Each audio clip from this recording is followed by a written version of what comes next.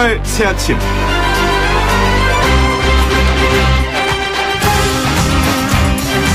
화성 연쇄살인 사건의 일용령이자 이춘재가 모두 14건의 범죄를 저질렀다고 자백했다고 합니다. 33년 동안 입을 굳게 다물고 두 얼굴의 사나이로 살아온 살인마 이춘재. 동네에서는 조용하고 내성적인 성격으로 늙은 모친에게는 누구보다 착하고 성실한 아들로 살았었다고 하는데요. 하지만 그렇게 철저하게 자신의 본 모습을 숨기고 범행을 부인하며 1급 모범수로 살아왔던 이춘재도 명백한 DNA 검사 결과와 목격자의 정확한 진술, 그리고 9명의 프로파일러들의 노력 앞에서는 완전히 무너져 내렸습니다. 이미 공소시효가 지나 실제 처벌이 어렵다 하더라도 실체적 진실을 발견하고 완전 범죄는 존재하지 않는다는 교훈을 주는 것만으로도 피해자들에게는 큰 의미가 될 것입니다. 수사관 여러분들 정말 수고 많이 하십니다. YTN 라디오 노영의 출발 새 아침, 지금부터 시작해보겠습니다.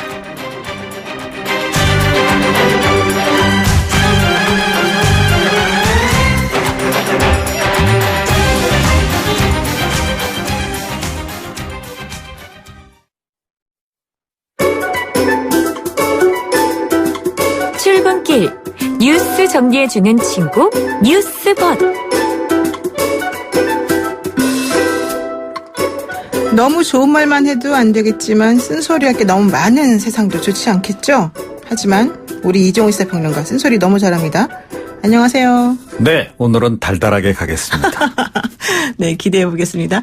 어제 대검찰청이 검찰개혁 방침을 밝혔는데요. 네. 청와대는 일단 긍정평가를 내렸다, 이렇게 나오네요. 네, 문재인 대통령 지시 하루 만에 나온 방안이죠. 서울중앙지검을 비롯해서 3개 검찰청을 제외하고 전국 모든 검찰청에 설치된 특수부를 폐지하겠다. 중앙행정기관이나 정보기관 등 외부기관에 파견한 검사를 전원 복귀시켜서 형사부와 공판부에 투입하겠다. 아울러서 공개소환, 포토라인, 피의사실 공표, 심야조사 이런 문제를 비롯한 검찰권 행사 방식과 수사 관행 실태 전반에 과감한 개선을 하겠다. 이런 내용입니다.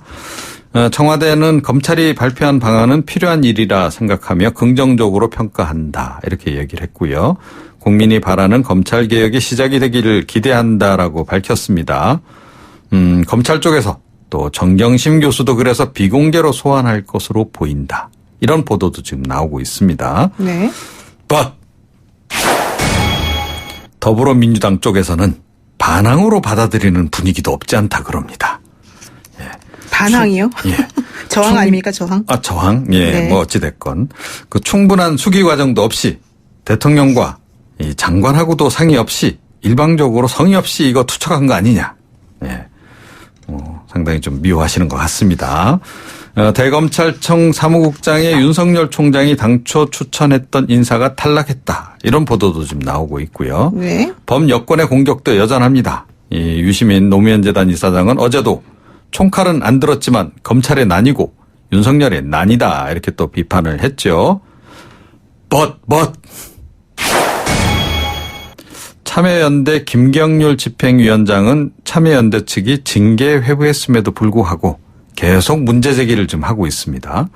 예, 어제도 조국 장관 사모펀드 의혹과 관련해서 한 방송 인터뷰에서 권력형 범죄로 비화할 가능성이 있다고 봤다라고 이제 얘기를 하면서 심각한 문제가 있으니 참여연대가 입장을 내야 한다라고 내부적으로 주장해 왔지만 묵살당했다라는 얘기까지 지금 하고 있네요.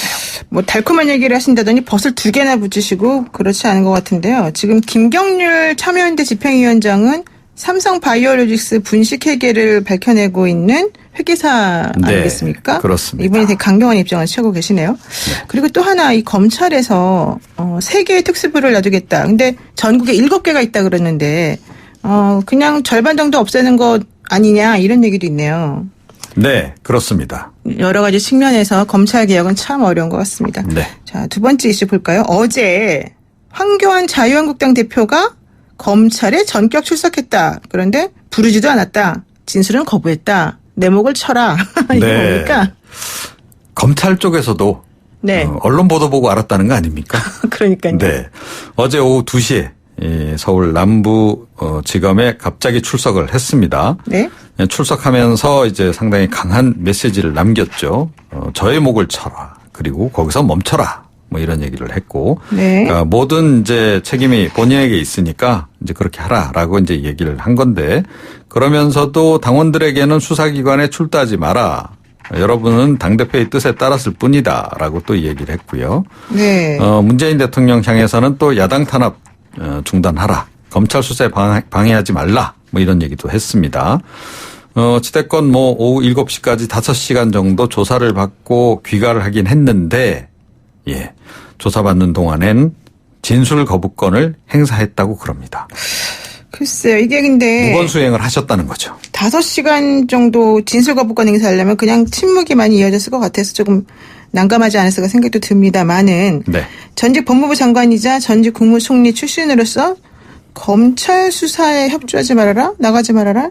그러면서 또 본인은 검찰 수사를 방해하지 말라고 대통령에게 경고를 날리고요. 여러 가지 면에서 조금 앞뒤가 안 맞는다 이런 지적도 있던데. 그렇죠. 그러니까 이제 뭐 내가 다 책임지겠다. 어떻게 책임진다는 거예요? 그렇게 말씀하시고 들어가셨으면 네. 본인께서 뭐 항변할 건 항변도 하시고, 그렇죠. 해명할 건 해명도 하시고, 예, 그래서 다른 사람들을 더 이상 안 불러도 되게끔 하셔야 마땅하지 않았나 이런 생각이 좀 들긴 합니다. 일단 뭐 당대표로서 또 책임감이 좀 발동하셨나 봅니다. 그보다는 상당히 정치적인 행보였던 것으로 봐야겠죠. 네, 그렇습니다.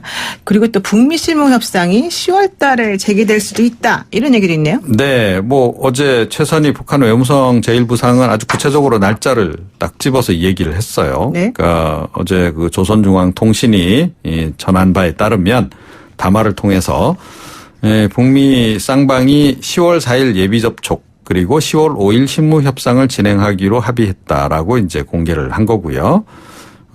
일단 뭐 그 북한 측은 준비가 돼 있다. 뭐 이런 얘기까지 어제 했죠. 네.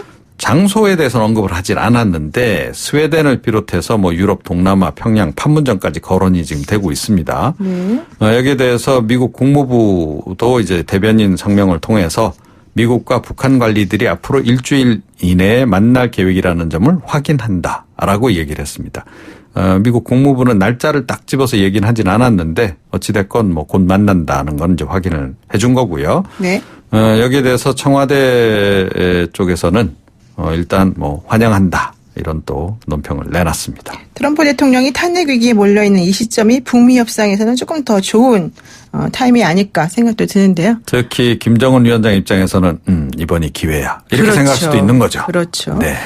그리고 마지막으로 아프리카 돼지열병 양성 확진 판정이 또다시 나왔네요. 네, 그렇습니다. 뭐 5일 정도 좀 잠잠하지 않았습니까? 그런데 경기도 파주시 파평면 한 돼지 농가에서 또 양성 판정이 나왔습니다. 이제 10번째입니다.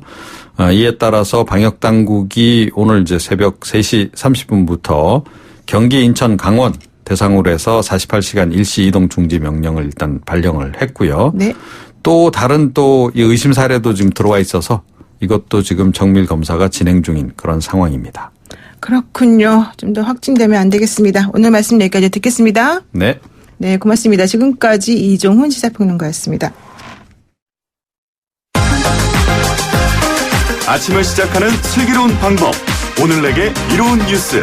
노영희의 출발 새 아침 슬기로운 인터뷰. 문재인 대통령이 검찰 개혁안을 마련하라고 지시를 내리자마자 대검에서는 천천히 살펴보겠다 이랬죠. 그러다가 여론의 문매를 맞고 검찰총장이 특수부 대폭 축소를 포함한 개혁안으로 답을 했습니다. 여당은 검찰개혁 특별위원회를 꾸려서 힘을 보태겠다라는 얘기고요. 속도를 내기 시작하는 검찰개혁 방안들 어떤 쪽으로 흐르는 건지 자세한 얘기 나눠보겠습니다. 더불어민주당 검찰개혁 특별위원회 위원장이신 박주민 더불어민주당 최고위원 연결돼 있습니다. 안녕하세요, 의원님. 예, 안녕하십니까. 네, 위원장을 맡게 되셨는데 검찰개혁 특별위원회 어떤 역할을 하는 곳입니까? 예, 검찰개혁을 위한 일을 당연히 하는 것이고요. 네. 구체적으로 좀 말씀드리면 위원회 산하에 2개의 소위원회를 만들려고 합니다. 네. 하나는 지금 패스트트랙에 지정되어 있는 검찰개혁 관련된 법안들이 있습니다. 검경수사권 조정안이나 공수처 설치 법안 같은 것들인데요. 이런 것들을 신속하게 처리할 수 있도록 그리고 좀 더 충실한 내용을 가지고 통과될 수 있도록 논의도 하고 여러 가지 일들을 하는 역할을 좀 하게 될 것이고요. 다른 소위원회 하나는 이제 법 개정 없이도 검찰개혁 관련돼서 할 수 있는 일들이 있거든요. 그래서 그런 것들을 발굴해내고 당정협의 등을 통해서 실현해 나가는 그런 역할을 하려고 합니다. 네, 그렇군요. 어제 검찰개혁안이 공개됐는데 그 주요 내용은 어떤 게 있습니까? 검찰이 발표한 내용 네네. 말씀이신 거죠? 예. 뭐 방금 말씀하신 것처럼 이제 대통령님이 이제 지시하자 이제 대검에서 이제 입장을 내놓은 건데요. 네.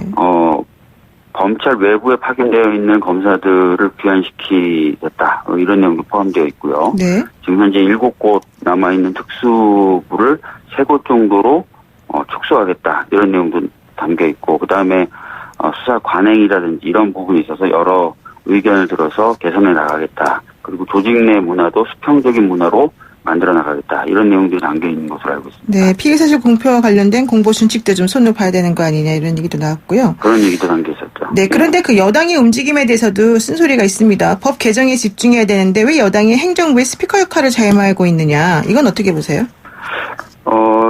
저는 사실 그런 비판에 대해서 좀 납득하기 어려운 게요. 네. 어떨 때는 그렇게 비판하시는 분들이 너희는 여당 아니냐. 그러니까 정부의 어떤 일에 대해서 책임져야 되는 거 아니냐. 항상 그렇게 얘기하시거든요. 네네. 그래서 이제 또 정부와 같이 뭔가를 하려고 그러면 너희들은 왜 또 행정부의 스피커가 되냐 이렇게 얘기를 하셔서 네. 뭐 어떻게 하라는 건지. 네네. 예, 그렇군요. 당연히 여당은 정부를 책임지고 있는 정당입니다. 그래서 그 국가를 운영함에 있어서 필요한 것들 같이 논의하고 서로 이제 힘을 합치는 것들을 하게 되는 것이고요. 네. 역대 어느 정권, 어느 여당도 이런 걸 안 한 적 없고 모든 나라에서 다 합니다. 예. 그런데 사실 검찰개혁의 핵심은 검경 수사권 조정이나 공수처 설치 이런 이슈가 아닐까 생각이 드는데 어제 발표된 내용에는 뭐 이런 검경 수사권 조정 이런 얘기는 좀 없는 것 같아요. 그렇다면 검경 수사권 조정하고 이제 공수처 설치의 경우에 간접적으로 국회에서 어떤 입법 논의가 있으면 거기에 이제 따르겠다라는 식의 얘기가 좀 들어가 있죠. 네, 그렇다면은 연내 국회 통과가 가능해야지 사실은 현실성이 있는 거 아닐까요? 네, 사실 저희들이 이런 특위를 만들게 된 이유 중에 하나도 바로 그것입니다. 이제 그 패스트 트랙에 지정은 되어 있지만 이것이 본회의에서 표결을 통해서 통과될 수 있는 여건을 유지해야 되고요. 또 하나는 조금 시기를 당길 수 있다면 당길 수 있도록 또 노력을 해야 되지 않겠습니까? 그래서 가만히 앉아있으면 그런 게 되는 게 아니니까 의원들이 좀 더 적극적으로 움직이게 하기 위해서 위원회도 만들고 소위원회도 그렇게 만들고 이렇게 한 것입니다. 그러니까 11월 29일을 지나고 나면 자동적으로 본회의에 이제 상정이 되는 맞습니다. 거죠? 예. 그리고 두 번째로 그 문재인 대통령이 윤석열 검찰총장에게 검찰개혁 방안 마련을 지시한 이후에 이제 구체적인 방안이 나왔는데 여기서 말한 그 특수부 폐지가 사실은 공수처하고 좀 연결되는 부분이 아닐까 내지는 윤석열 총장이 얘기하고 있는 특수부 폐지라고 하는 것이 가지는 의미는 정확히 뭘까 이런 데도 좀 궁금해하시는 분들이 있는 것 같아요.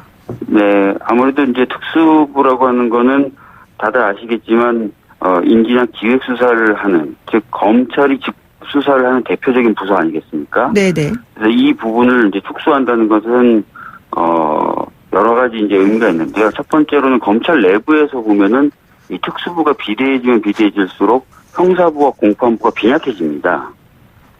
그래서 이제 특수부를 줄이면 검찰 내부의 이런 불균형도 하나 잡을 수 있고요. 네. 두 번째는 이제 직접 수사를 하는 부서니까 검경 수사권 조정에서 수사권을 이제 경찰에게 1차적으로 넘기겠다라는 것이 원칙적 방향인데 그 부분과 이제 배치되는 부분이 좀 해소되는 측면이 또 있는 것입니다. 네, 그렇군요. 그래서 이런 두 가지 관점에서 좀 봐주시면 좋을 것 같습니다.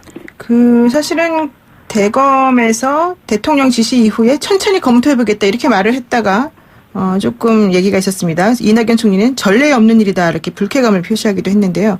대검이 천천히 검토하겠다라고 하고 나서 한 24시간 만에 갑자기 또 1차 답변이 나온 겁니다. 이게 검찰개혁에 대한 촛불 집회 영향 이런 것도 있다고 보십니까? 분명히 그런 영향이 있죠. 검찰이 이제 국민적인 시선으로 봤을 때 개혁 대상이 됐고 이런 상황에서 이제 빠르게 행동하지 못하면 오히려 국민들에게는 신뢰를 잃어버릴 수 있다는 그런 위기감도 작용한 거 같다는 생각이 듭니다. 다만 좀 걱정스러운 부분은 네. 지금 뭐 검찰 개혁을 하기 위해서 내부에 무슨 기획단이 꾸려져 있었다거나 그런 상황이 아니었거든요.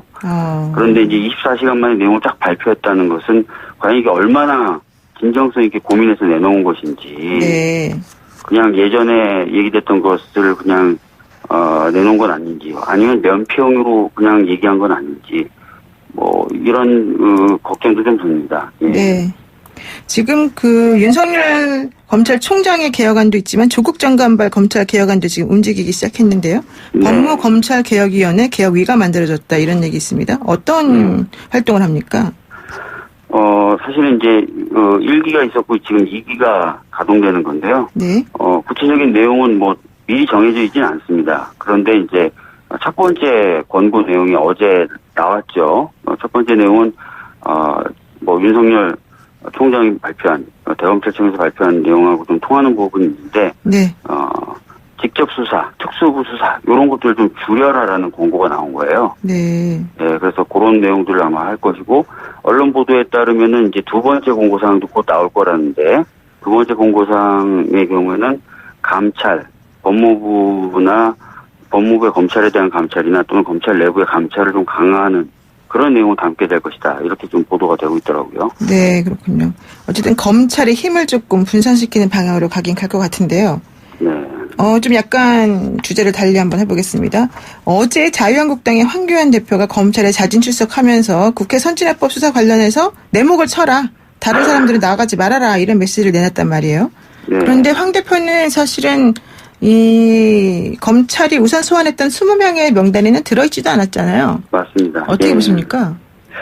우선은 좀 제가 그 소식을 듣고 좀 의아했다거나 좀 약간 황당하거나 당황했던 부분이 뭐냐면, 황당했다. 예. 예, 우리나라의 어떤 법도 다른 누군가의 형사적 책임을 대신해서 질 수 있다라는 내용이 포함되어 있지 않고요. 네. 또 다 아시겠지만 어떤 그런 권한을 부여하는 어떠한 법도 없습니다.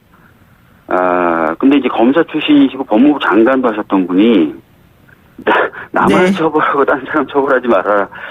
이게 사실 굉장히 초법적인 상상력을 발휘하신 거거든요. 그래서 네네. 어떻게 보면 황당하기까지 한 그런 느낌을 좀 받았고요. 이건 오히려 그래서 검찰에게 자유한국당에 대한 수사를 하지 말라라는 강력한 메시지를 전달하고 싶었던 것이 아닌가. 네. 그런 느낌을 좀 받았습니다. 네. 그랬을 때 당대표 입장에서 그냥 가만히 있는 것도 이상한 거 아니냐 이런 얘기도 있었던데요. 근데 만약에 진짜 진정성 있게 뭔가 어떤 수사를 받는다거나 뭐 이런 거 하려고 했었다거나 또는 네. 했었다면은 뭐 소환 일자도 좀 조정하고 또 나가서 오히려 이제 뭐 자유한국당이 그럴 수밖에 없었다는 이유가 만약에 진짜 있다면 네. 그런 부분에 대해서 적극적으로 변소를 해야 되지 않겠습니까? 근데 조율되지 않은 일정에 출석을 하고 그다음에 출석을 해서는 정작 묵비권 행사하고 이런 식으로 했기 때문에 이게 하나의 그냥 보여주기식이 아니었나 이런 네. 느낌이 좀 든다는 거죠. 그렇군요.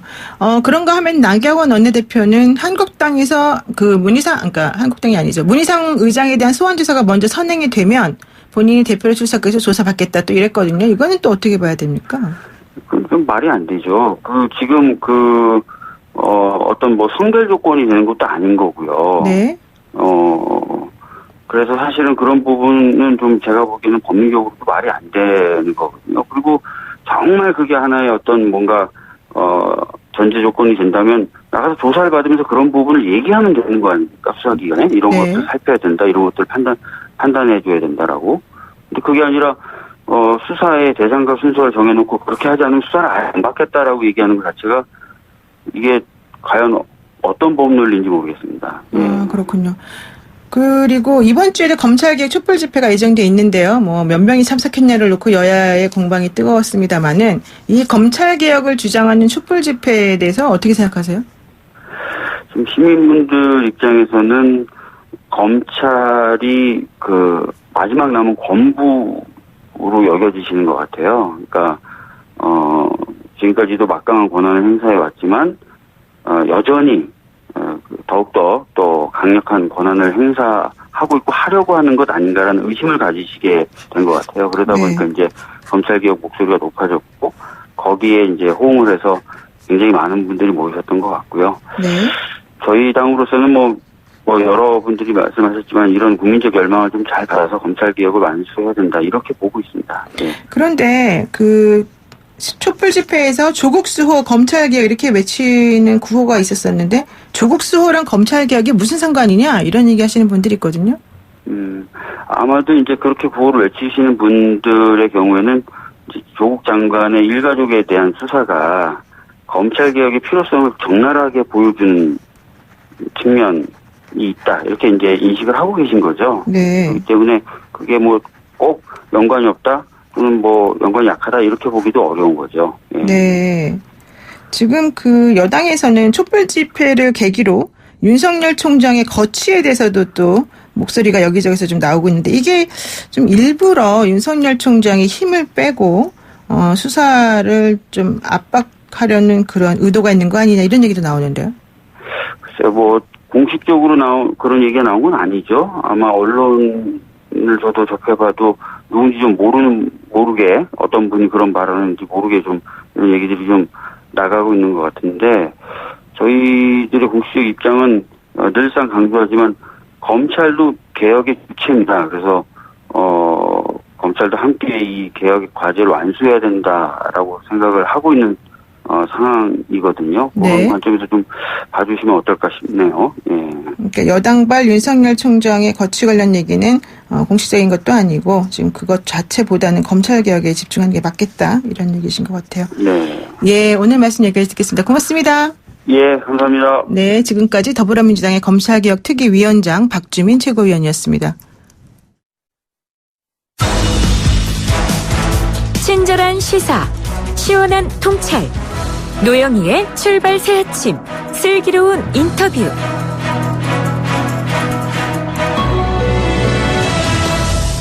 네, 목요일에 만나는 여론특별중 뚱커벨인데요. 이번 주에는 내일이 휴일인 관계로 오늘 미리 좀 만나겠습니다. 안녕하세요. 안녕하십니까. 네, 인사이트 뚱커벨입니다. K의 배종찬 연구소장 나와 계시는데요. 네.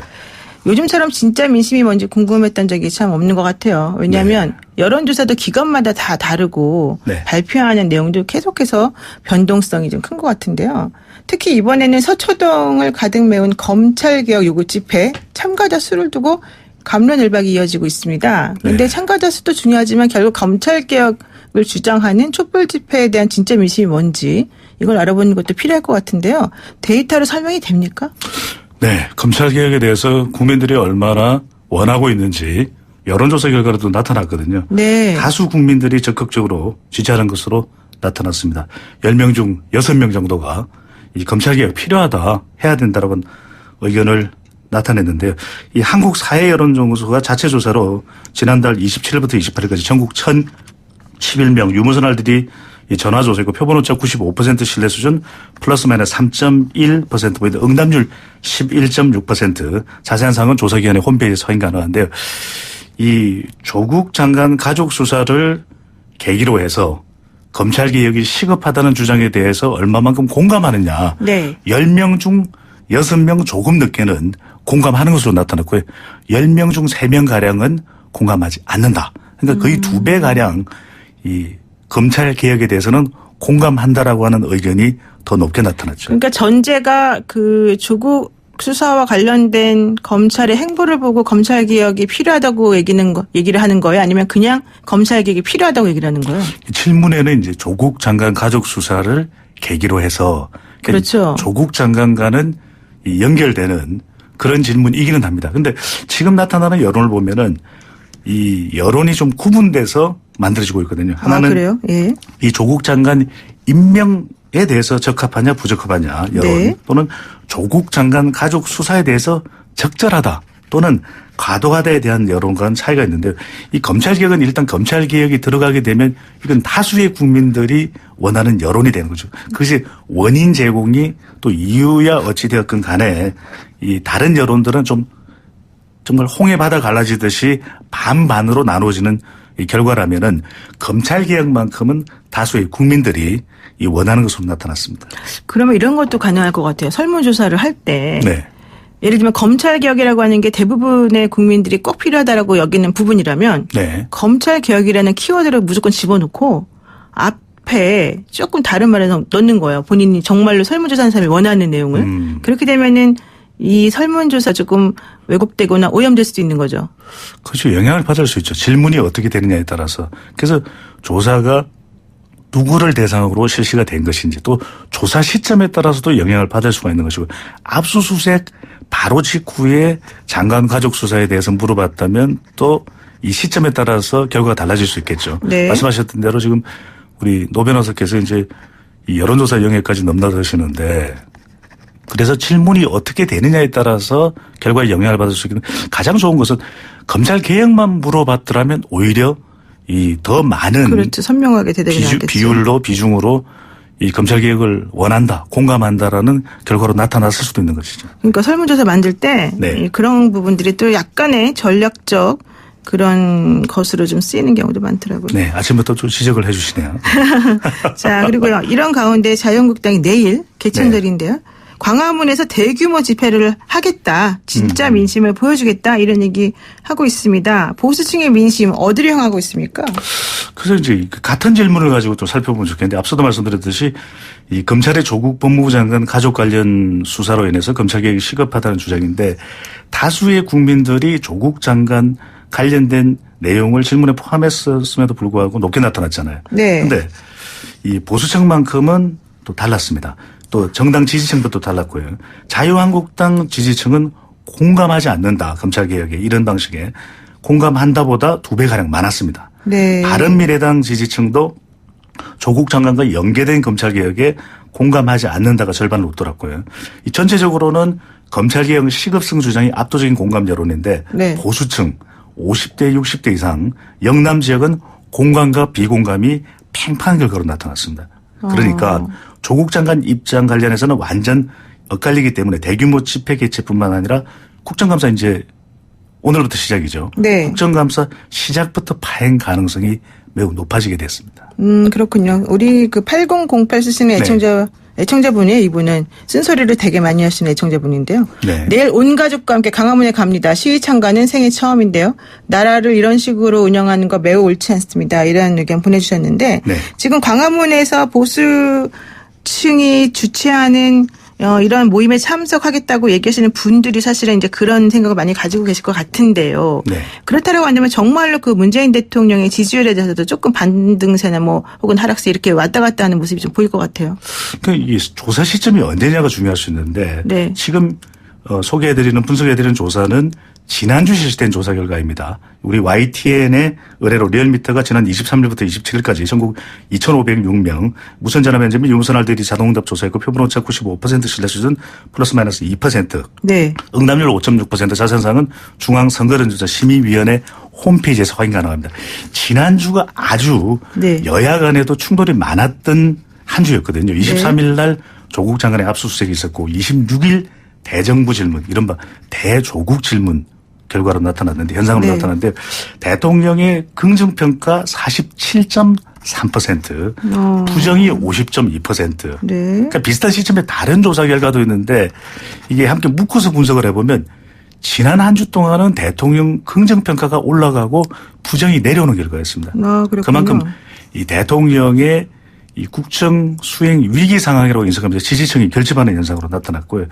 또 이 내용들을 살펴보면은 결집하는 지지층들을 보면 검찰 압수수색에 대해서 이 직후에 이 하루하루마다 따져서 보면은 압수수색 직후 이 대통령의 국정 수행에 대한 긍정평가가 부정평가보다 오히려 높아지기도 한 결과가 나타났거든요. 그렇군요. 그만큼 검찰의 수사와 관련된 일련의 사안들이 대통령 지지층에도 영향을 줬다고 보입니다. 그러니까 검찰개혁 여론의 여파로 대통령 네. 지지율이 반등세를 조금 보인 것 같다.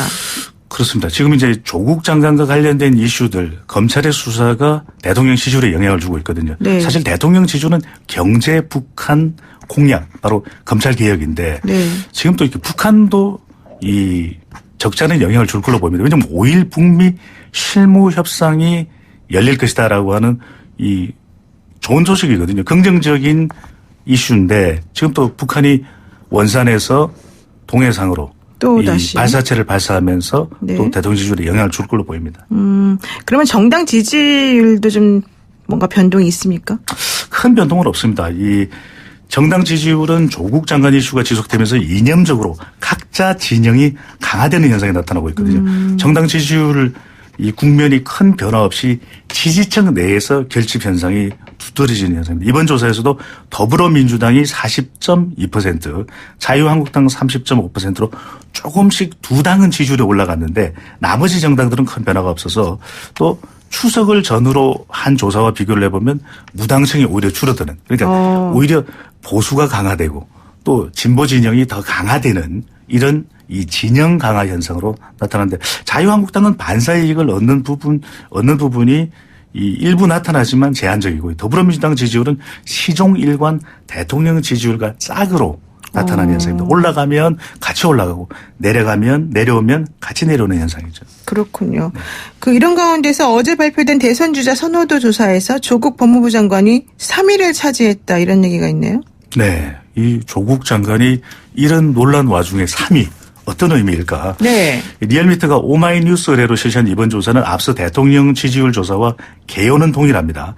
이 차기 대선 후보 조사에서 이낙연 총리 20.2%, 이 황교안 자유한국당 대표 19.9%로 거의 비슷하게 나타났습니다. 선두권을 형성하고 있는데 조국 장관이 13%로 세 번째 순위, 이재명 경기지사가 6%인데 이낙연 총리는 뭐 안정감을 보이면서 지속적으로 지지율을 나타나고 있고요. 네. 황교안 대표는 또 부분적인 또 삭발 효과도 있어 보입니다. 이 검찰 자진 출석 부분은 어떻게 또 나타날지 영향을 줄지 모르겠는데 그래도 삭발을 하면서 지지층들에 대한 주목 효과는 있었거든요. 네네. 이게 뭐 지지율이 껑충 뛰어오르는 데까지 영향은 아니더라도 부분적 영향이 있었고요. 조국 장관은 논란 속에 차기 대권 후보로 존재감이 부각됐습니다. 네, 그렇군요. 네. 근데 여기서 보면 이 조국 장관의 경우에는 관심도가 중요하거든요. 우리 또 노 변호사께서도 진행하면서 출발새 아침 지대한 또 관심을 모으고 있지 않습니까? 네. 뚱커벨도 등달아 주목받고 있는데 이게 구글 트렌드를 보면은 조국 장관에 대한 관심도가 검색어를 입력해 보면 윤석열 검찰총장보다 4배가량 지난 한 달간 더 많은 것으로 나타납니다. 그렇군요. 그러니까 어느 정도냐면 우리가 트럼프 대통령도 2016년 대선 때 보면은 구글 트렌드의 관심도가 높으면서 힐러리 클린턴을 이기는 것으로 결과가 나타났지 않습니까? 그만큼 네. 이 조국 장관에 대한 관심도가 지난 한 달간 치킨, 감기 검색어보다 더 높을 정도니까 얼마나 조국 장관에 대한 관심도가 세간에 높은지를 알 수 있는 것인데 자, 이 대목에서 뚱커벨이 나왔으니까 궁금할 겁니다. 조국 장관이 왜 이렇게 차기 대선 후보 지지율 3위에 오르는지. 네. 네. 정말 궁금하네요, 갑자기. 진짜 궁금하시죠? 네. 정말요? 네, 정말 궁금합니다. 네, 표정은 좀 달라 보이시는데. 자, 세 가지로 분석을 해드립니다. 첫 번째는 조국 장관 3위 네. 이유. 네. 문재인 대통령과 운명 공동체다. 문재인 대통령과 조국 네. 장관이 운명 공동체다. 네, 조국 장관이 대통령 지지층에서 2위를 차지했는데요. 이낙연 총리가 안정감에서는 앞서 있지만 핵심 지지층에서는 조국 장관의 지지율이 상승세입니다. 바람을 타고 있다. 이렇게 얘기 그렇습니다. 맞아요? 바람입니다. 네. 두 번째. 바람이 무서워요, 사실은. 네. 자, 두 번째. 다른 후보들의 연이은 하락세. 네. 자, 이런 표현 정말 오늘 아침부터 드린 건데, 이게 이런 거죠. 남불내행. 남불내행이요. 뭔지 압니까? 남의 불행이 내 행복이다. 역시 노인 변호사님. 이런 표현이 좀 지나칠 수는 있는데, 네네. 다른 후보들이 연이은 하락세. 이재명 경기지사, 박원순 서울시장, 김경수 경남지사 등은 경쟁력이 주춤하거든요. 네. 그러니까 이게 반사 이익을 조국 장관이 얻고 있다. 점점 깊어지죠. 세 번째입니다. 네, 세 번째. 조국 장관의 팬덤 현상입니다. 팬덤 현상이 벌어져요? 네. 항일 SNS 시작부터 보낼 때부터 이게 팬덤, 일종의 정말 이 팬덤, 이 극렬 지지층이죠.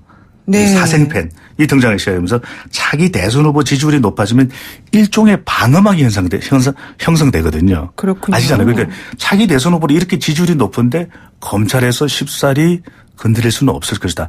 이 적극 지지층을 중심으로 해서 이런 이 단기간 내 결집 효과가 3위를 만들어냈다. 근데 이제 지속될지는 불투명합니다. 이게 검찰 수사와 대통령 영향이 왜 운명 공동체로 함께 가고 있기 때문에 대통령 지지율이 주춤하면은 이 조국 장관의 지지율도 크게 영향받을 수가 있기 때문에 앞으로 이제 검찰 수사 결과 또 문재인 대통령의 영향력이 향후 분수령이 될 건데 그래서 조국 대전 시즌 2는 검찰이 핵심 키워드가 될 거다 이런 이야기가 나오고 있습니다. 그렇군요. 네. 지금 8753 쓰시는 분께서요. 네. 조작 아닙니까? 배종찬 소장님 이렇게 물어보시는데요. 조작이다. 제가 어떻게 답변을 드릴까요? 물론 이제 여론조사가 이 조사기관에 따라서 다른 현상도 나타나기도 하는데 제가 네. 여러 차례 말씀드렸다시피 정치적으로 민감한 현안에 대해서 상당히 영향을 받는 것도 사실입니다. 그런 만큼 우리가 여론조사를 너무 의존해서 지나친 비중을 두고 보기보다는 참고로 해서 또 같은 조사기관의 추이를 살펴보는 것이 저는 오히려 이 올바르게 제대로 이 여론조사를 대하는 방법이라고 생각이 듭니다. 이거 뭐 약간 뜬금없긴 한데요. 네. 노영희의 출발 새 아침 청취율 조사도 한번 살짝 해주세요. 이럴 때는 제가 팔이 안으로 굽죠. 뭐 어떻게 하겠습니까? 네, 근데 알겠습니다. 네. 뭐 뚱커벨에 또 인기가 치솟고 있으니까 아. 다른 방송에서도 이 뚱커벨을 사용하는데 아, 그래요? 네, 원컨대 노 변호사께서 다른 방송에서 사용 불가 좀 가처분 소송이라도. 알겠습니다. 조사 결과 제가 듣고서 한번 나중에 생각해 보겠습니다. 오늘 말씀 여기까지 듣겠습니다. 고맙습니다. 감사합니다. 네, 지금까지 배종찬 인사이트 K의 배종찬 연구소장이었습니다.